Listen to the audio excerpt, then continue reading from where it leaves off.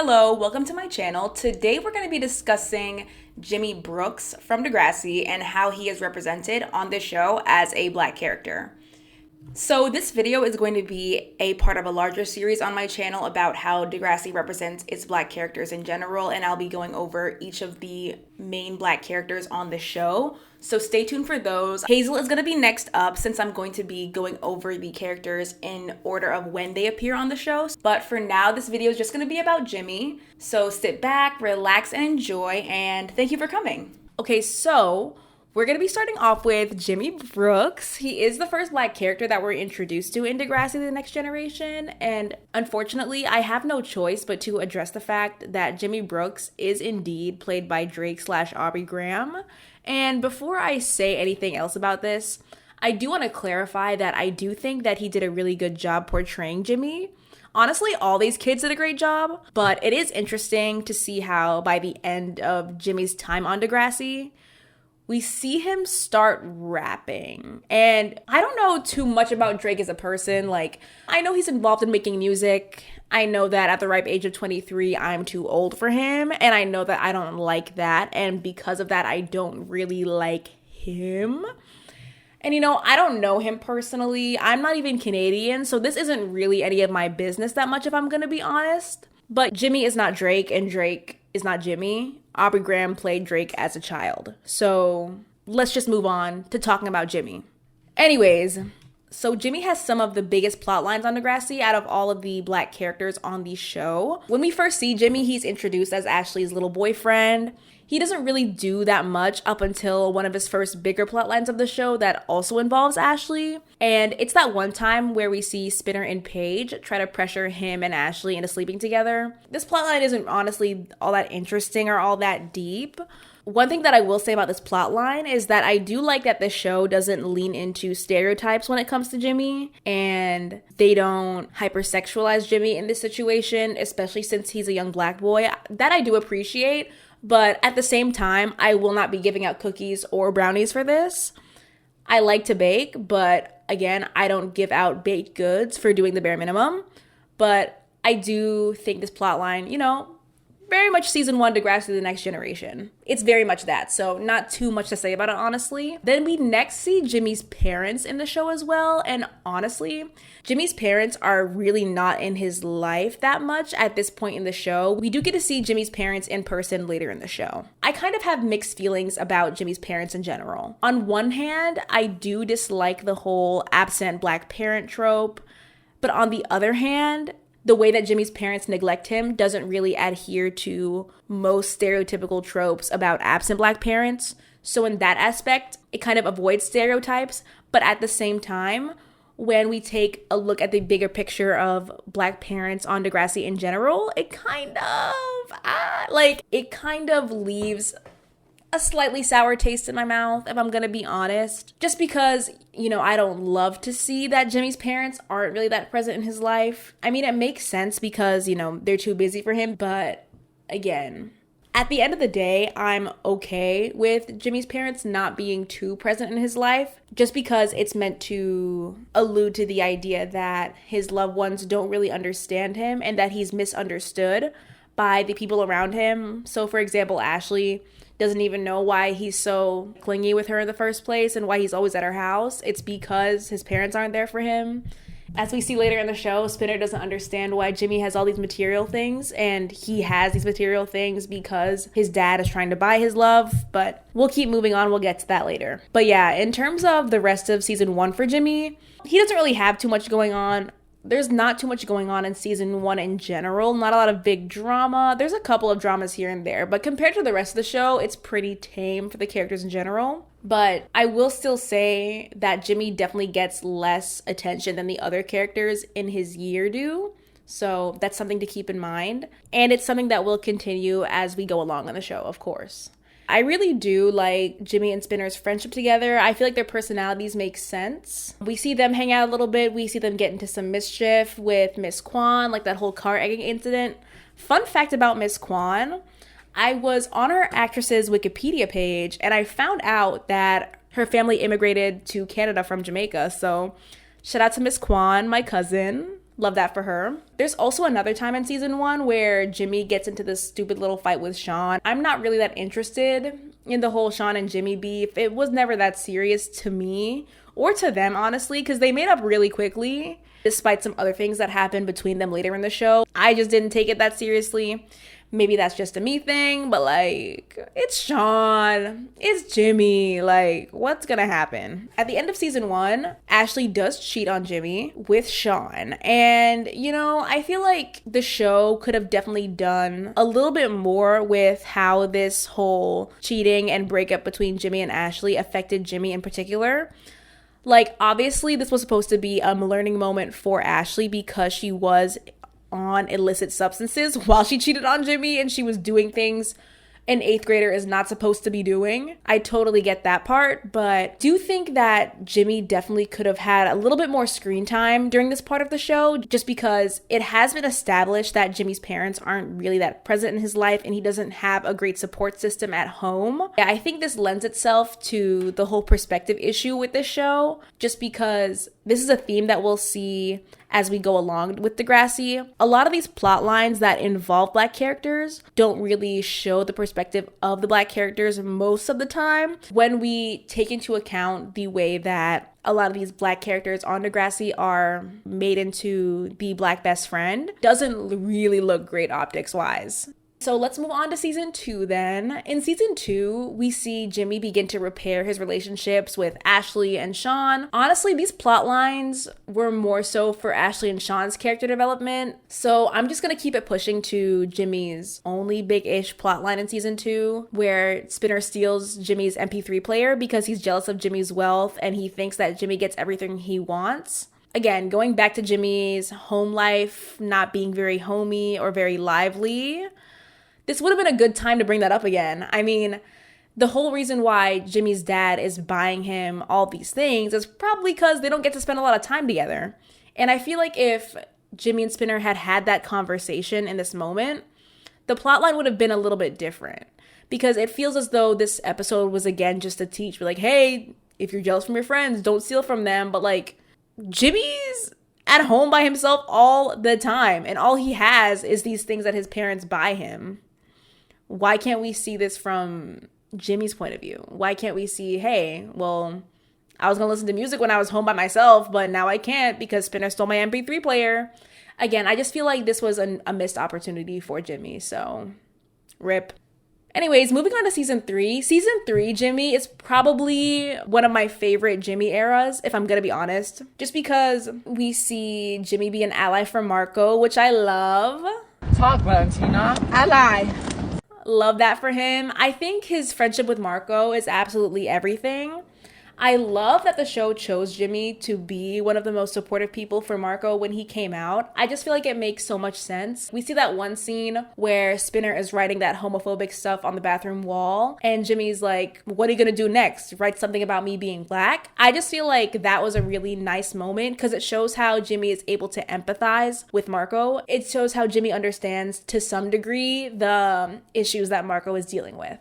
Season 3 is also the Downtown Sasquatch era, which I love. So iconic. These kids need to get back into the garage and they need to pick up instruments yet again. I feel like we don't really see garage bands like we used to. Probably because the emo era is done. Rest in peace to that. But for me, the emo era isn't done. So sorry to everybody else. But anyways, love the Downtown Sasquatch era. I did hate that one time where Jimmy and Spinner made that really sexist rap about telling a girl to shut up and make their lunch. And chicks like you ain't worth too much, so shut up, girl, and make my lunch.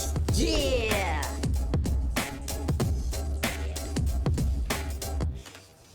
Why did this misogynistic song have to be a rap? That's my question. Because Downtown Sasquatch does not make rap music, they make funk. And that's a really important distinction to make here, just because rap music is stereotyped to be more misogynistic than other genres of music because it's dominated by Black people, which like it is obviously not more misogynistic than other genres. All genres of music have tons of fantastic misogyny baked into them. So again, rap is not special in that regard.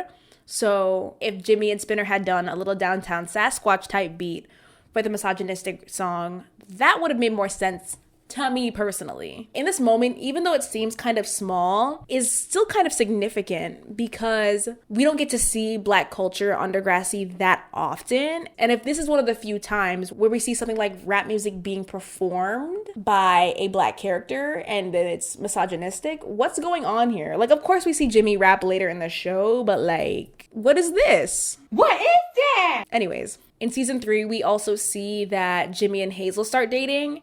And I'm not really too obsessed with their relationship. I think they were very cute. I think they made sense, you know. It's high school. They're in the same friend group. Okay, I'll bite. But yeah, unfortunately, I feel like it's really too rare to see a straight Black couple on TV where the girl is darker skinned, especially darker skinned than the boy in the relationship. So the optics of Jimmy and Hazel, quite refreshing. Do I feel as though they would have let Hazel date any other guy on the show? Probably not. But at the same time, none of the other guys deserved Hazel, but we'll get to that later.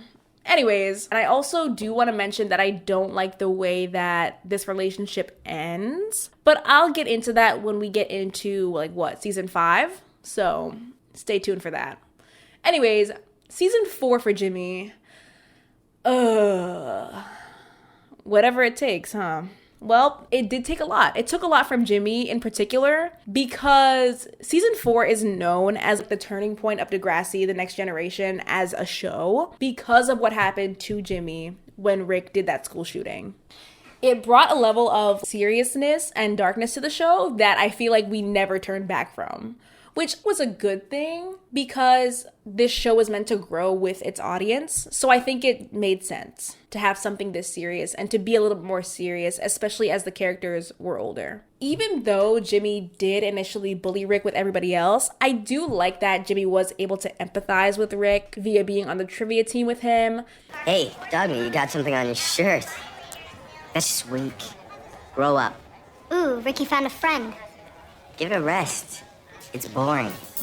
I like this portrayal of Jimmy as like a sensitive person, especially since we see him be sensitive with Marco, right? It only makes sense that Jimmy's able to empathize with Rick even after what he did. One thing about this storyline for Jimmy that's just so devastating is the way that Rick targeted Jimmy because of what Jay and Spinner did. I feel like it is just so sad, especially since Jimmy and Spinner were so close. It's just insane to see how far their relationship fell from that point. Another part of this plotline that I liked was that we got to see how Jimmy's friends came together to support him after the shooting. We do get to see how the shooting impacted Jimmy in terms of disabling him. One thing that I do wish we would have been able to see is how Jimmy's disability intersects with his identity as a young Black boy. I feel like that would have been a really refreshing perspective. Anyways, in terms of optics for the shooting, I actually really like the storytelling here with the shooting. But on the other hand, I feel like the story could have been more powerful. School shootings nowadays are much more common, especially in the United States. Hindsight is 2020, so of course I'm gonna have a different perspective and a little bit more insight. But now that all these school shootings have been happening in the US, we see a lot of these white supremacist manifestos coming out from these school shooters. And I feel like because of this, there's a sociological element that is really interesting with the school shooting in Degrassi, because before Jimmy and Rick kind of become friendly on the trivia team, there is a moment in the hallway where... Oh.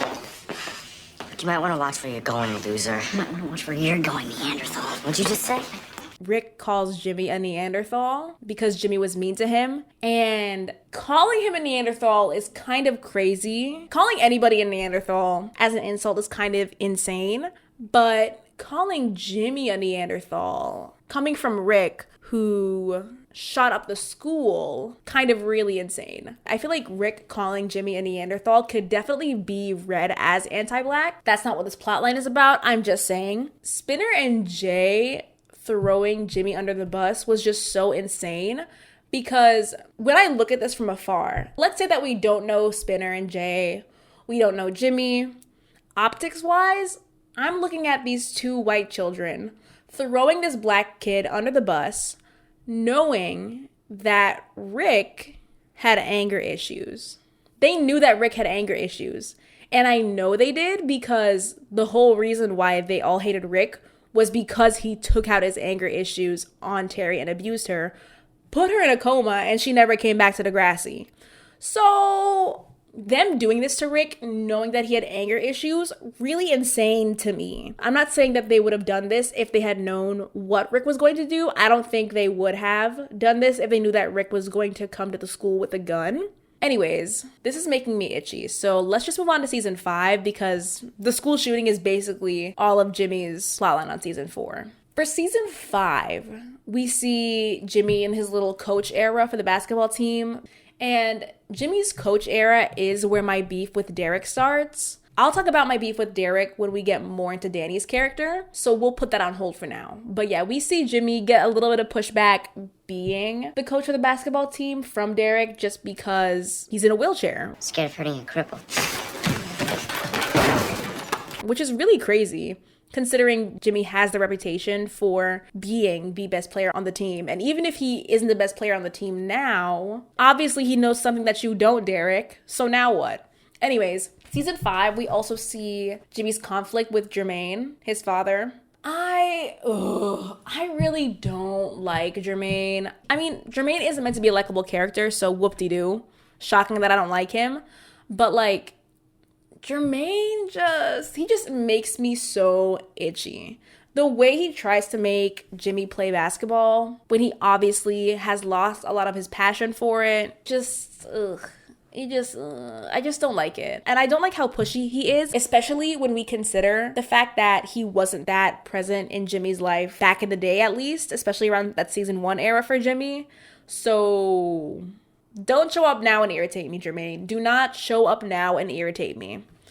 Anyways, further into season 5, we get into Jimmy's breakup with Hazel. And this is one of my least favorite plot lines on the show. Oh my god. This plotline is actually quite sinister to me because I love the idea that Jimmy is being in his little artsy era, especially since art can be healing for a lot of people after they've experienced something traumatizing. But at the same time, I cannot express how mad I was when I saw Jimmy paint Ellie on the school mural.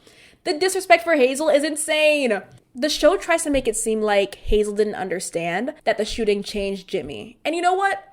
Okay, she probably didn't understand how this changed him. Nobody would understand how the shooting changed him, right? And I feel like this would definitely have been a more valid reason for them to break up. I feel like the show should have just gone down that avenue. That would have made so much more sense to me. But what the show does instead, they push this metaphor of the old Jimmy loving basketball and Hazel, and now the new Jimmy loves art and Ellie. Get that out of my face. That is just no. That is not no.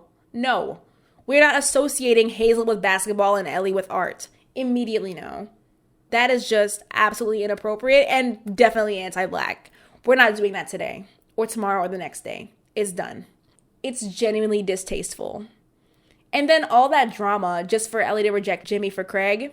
Yeah, that's what I thought. That's what I thought, Jimothy. What did you think was going to happen? Craig was going to strike yet again. Anyways, in season 5, we also see Jimmy and Spinner make up.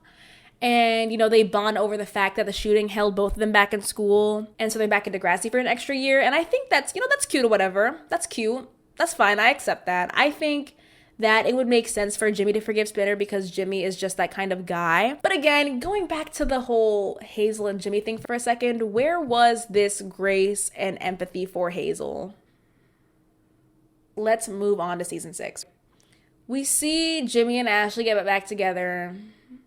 I'm not entertained. I'm not really interested in this. I'm so sorry to say it. This is just really silly. I think they just had nothing for either of them to do, which makes sense. I mean, Ashley is Ashley. Jimmy honestly doesn't have that much pizzazz to his personality either, if I'm gonna be honest. So him not having that much to do in season 6, not too shocking. It was fun to see him on screen every once in a while. Refreshing, relaxing, so I'll give him that. He does have a couple of plot lines in season 6 where we see him having some sexual difficulties due to his disability, and that was interesting. I don't have a physical disability, so I really can't speak from a personal perspective on the portrayal of disability and sexuality here. So I'm just going to leave that at that. Let me know if you guys think that some things were inaccurate or maybe it was accurate. Let me know what you guys think about that plot line. Moving on to season 7. Season 7 is where we see the early Drakeification of Jimmy, which I really don't like because we see Ashley get back into music on the show and Jimmy performs that rap with her. Oh, like this is the moment where I believe that Jimmy and Drake kind of merged a little bit for Aubrey. One thing I will say about this plotline is that it was so funny when Ashley was so mad at Jimmy because he outslayed her on stage. What did you expect? Because when they were recording the song, he was slaying. What did you think was going to happen when you got on stage? Jimmy was going to slay again. Anyways, of course, because of this whole performance drama,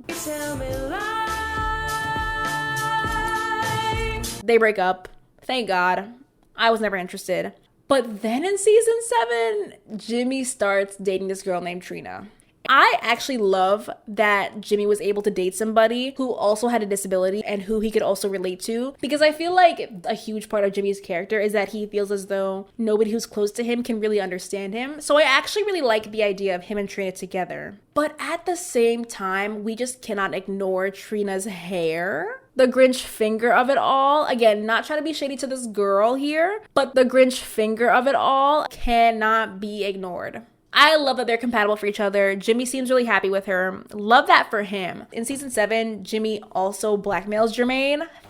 Look, just return the money, and this doesn't have to go any further. Then how do I get to Amsterdam?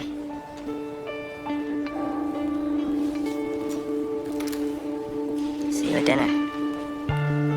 Thank God. I was waiting for somebody to come and get Jermaine. I just don't like this man. It's actually really insane that Jimmy had to blackmail his father into getting him to approve of the stem cell surgery. Why is Jimmy always fighting for his life? I understand why as a parent he would say no to that. I totally get that. But if you're gonna try to be somebody's parent, maybe behave yourself in front of your kid and they won't be able to blackmail you. Hot tip. I don't have any kids, but that's a hot tip for you guys. Let's move on to season 8. Wait, actually, let's go back a little bit. Because if Jimmy's living in this household with Jermaine and seeing how Jermaine behaves, the way he treated Hazel actually makes a lot of sense to me now. Interesting and upsetting. Love a little 2-for-1. Let's move on to season 8. For realsies. In season 8, we see Jimmy's last appearance where he helped Spinner tell Jane the truth about getting into cop school. That wasn't really too much going on there. He does mention that he was gonna propose to Trina. Okay, I guess. I think everyone here is a little bit young, but maybe that's just how they do it in Canada. I don't know. I'm not saying that I don't care what happens to Jimmy, but he can marry whoever he wants. He's not one of my favorite characters, if I'm gonna be honest. But let's just let him do that. There also is a reference to Drake as a celebrity personality in Next Class. That's really the last of what we hear from Aubrey/Jimmy/Drake. So yeah, that's really it for Jimmy on the show. It doesn't really get better than Jimmy in terms of screen time and plot relevance for a lot of the black male characters on the show, which is really sad. And I think that Jimmy's character, he was all right. He has a lot of compassion and kindness for his friends, which is really nice to see. But unfortunately, I just can't forgive him for what he did to Hazel. I cannot forgive him for what he did to Hazel. Just inappropriate. Again, a lot of my issue with this comes from the fact that this is just an optics thing for me. Seeing that Hazel is one of the only black people you interact with at school and this is how you treat her, I'm not hungry. Again, the show is not viewing it that way. I don't think that's how we're meant to interpret their breakup. This issue honestly just stems from the fact that the black characters on the show don't have any black friends. The black besties don't get to have black besties. But yeah, that's really it for Jimmy. Okay, Jimothy. Yeah, I guess it's kind of hard to find a school with such a unique combo of shootings and gonorrhea outbreak. But yeah, that concludes my analysis on Jimmy Brooks as a black character on Degrassi. Thank you for watching. Like I mentioned at the beginning of this video, stay tuned for Hazel. She is up next. But even though I'm going to be going over all the characters from Degrassi on my channel, I'm going to be doing other things as well. So if you guys have any requests, let me know. I'm down. Obviously, this is a nerd space, but since you're here, you probably already knew that. So yeah, let me know. I look forward to hearing what you guys have to say. All right, thank you. Bye. It's a discrimination to nerds everywhere, okay? It's racist.